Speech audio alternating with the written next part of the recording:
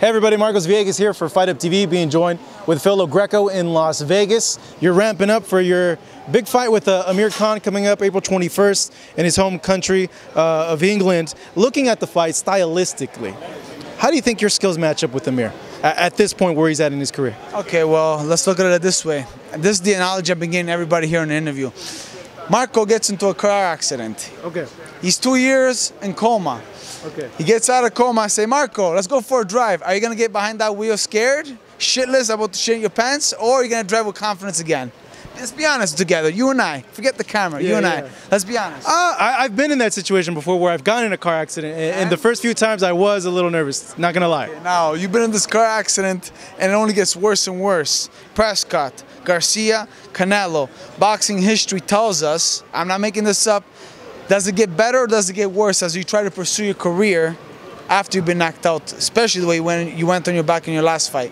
Does it get better or worse? There's some examples that have gotten better. Manny got knocked out by Marcus, still was able to win. Durant got knocked out by Hearns. Knocked out 3 times, or was it his first time? No, Manny was knocked out 3 times. He got knocked out at the little weights, flyweight. Yeah, but not the way he went, not the way Khan went out. No, not like that. Okay, and then let's take a look at, for example, God bless Roy Jones. Luckily, he retired. Yeah. Let's take a look at all the other fighters. You know, Madrick Taylor, what happened to him after he got knocked out? It usually doesn't go too well. Yeah. Or Evander Holyfield tried to pursue his career, going on. What happens there? It only gets worse and worse and worse. Look at all the stats. I don't care what you want to say. Look at all the stats. 9 out of 10, it only gets worse. It's like a video game. You remember Street Fighter back in the 90s? Did you play that game? Love Street Fighter. Love Street Fighter. Love Street Fighter. But guess what, bro? I run out of lives. And guess what? You have to start from the beginning. But there's no beginning in boxing. You get old, you gotta move on. So at this point, then, you feel the fight in general, he's just had too much wear and tear, too many knockout losses to be able to get that momentum back that he had. See, I'm all about the mind and psychological things. And I know when something like that happens, plus you handle a lot of criticism, it stays in your mind for a long time, right? So with that, myself, if I can't beat a guy who's been out for 2 years, who's been knocked out, and I've had 3 months to get ready for a fight like I never had before, then I have something to think about myself. But at least I'm honest. He's delusional, thinking that he can pursue and go ahead and cry and be the next 147-pound king again. He won't. You know that, and you know he's delusional. In terms of speaking about that, then, how do you see the fight going? Round 1, 2, 3, 4? Because he does come out with a lot of power, a lot of speed the first few rounds. He won't this time. No? No. He's going to want to probably test the waters a little bit to see if I have power. Because remember, this is your first professional boxing punch after a severe car accident. And you're fighting in your hometown. I got nothing to lose, brother. After the fight, shout out to Culinary Fighter. We're shooting season 2. I'm gonna be I'm eating all the meals and everything, so I have nothing to lose other than get ready for 3 months. This is great. Living the dream. This is living the dream. You know, were you surprised that you got the fight? Or I know you guys did a push online to get the fight. But were you surprised or no? Okay, so here's how it started. 6 months ago, I met a producer Jay, and we sat down, and I'm like, we're gonna go back and we're gonna reinvent ourselves. And then about 2 months ago, we're gonna pick our target and we're gonna pick the guy who we're gonna fight. We picked him. He didn't pick us because we created a situation where he had no choice but to pick me.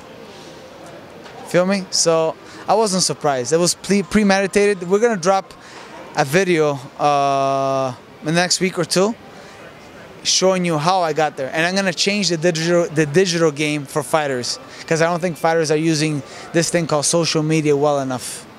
Why Amir out of all the people you could have chosen? Why pick him in specific? Okay. Fair question. I'll give you a fair answer. I've been out for almost a year myself. I haven't been so active. He's saying that I'm his tune-up. He's my tune-up. I needed a tune-up fight myself.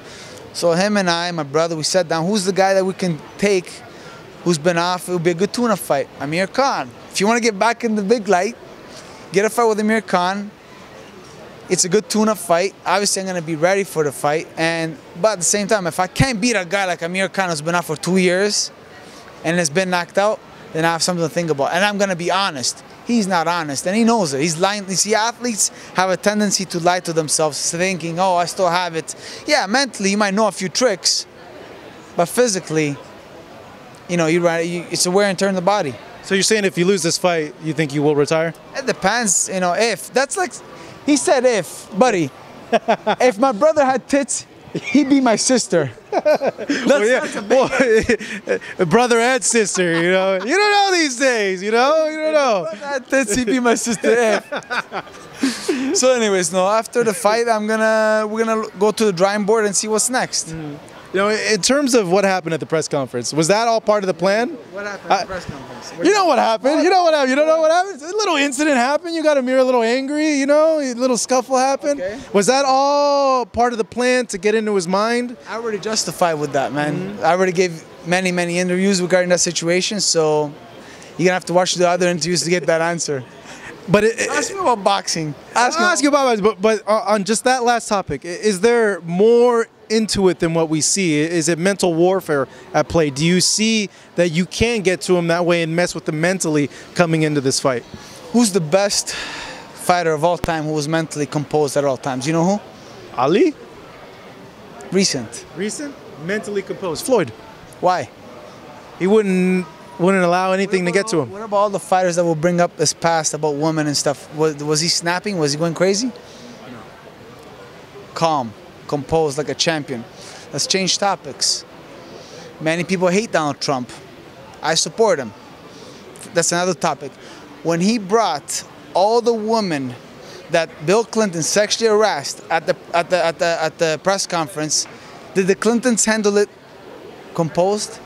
Composed. So now Amir, I brought something to him that he said about him, his own personal life, and you throw water at me like a bitch, that's a girl move, man. So that's your answer right there. In terms now of what's happening next, are you planning on any more things to get to him during fight week? I'm just planning on training hard. Yeah. That's it, man. Just honestly. So all that stuff is done now. This is great. I'm actually getting my body back. I'm getting my... You keep touching your belly, dude. It's going to be a hard camp you've been eating with your show. Listen, I never woke up in the morning to go running at 6 o'clock. I'm waking up in the morning now. And I'm doing things that I've never done before. I'm hungry. I want this fight. I don't know if Amir really wants it. He thinks he wants it, but I don't think deep down inside he wants it. I'm just being honest. That's my opinion. But we'll find out April 21st. How do you see yourself beating him? Knockout. I'm going for the knockout. Yeah. I'm not going to be dumb, just to start being an idiot, but this is no decision fight. First of all, I'm fighting in his hometown, so mentally I'm already telling myself, you're down on the scorecards 10-0. So, knockout. And this is a challenge to him. Meet me in the center of the ring. Look, he wanted to be a tough guy in the press conference. He wanted to show me who's boss. Okay, so if you want to be a tough guy, meet me in the center of the ring. Don't run. You and I. Let's go. It'd be an exciting way to fight it if that does happen. In terms of that show you got going on, I just want to make a comment. I think it's entertaining. Hell yeah, we'll do it. I'll take you to go eat tacos. Bomb tacos, though. I haven't seen, no, real tacos. I'm from here, but I'll take you to TJ. No, California. Here in the U.S., yeah. But I'll take you to TJ. It's where the best tacos are at. And there you have it, folks. TJ Tacos Season 2 Culinary Fighter. Check it out. And guys, we're doing a first of a series. I'm doing my own first of a series, my own 24/7 Culinary Fighter special. So tune in starting March 1st. Like I said, I'm changing the digital game, and people are going to find out shortly, little by little. But a word of advice. When we go to TJ, no donkey shows, okay? No donkey show, no donkey show. We're gonna be borracho number 1, borracho number 2. We're gonna have our little borrachos. Tequila, tequila. Budweiser brought you by this Corona. And there you have it, folks. We gotta go. Vegas here on the FightHub.tv. Tune into the Culinary Fighter and subscribe. Ciao. We're gonna go to Hong Kong's too. All right. You guys know, if you've been a TJ, you know what the hell I'm talking about. Greco fighting Amir Khan coming up in April 21st in England. Awesome.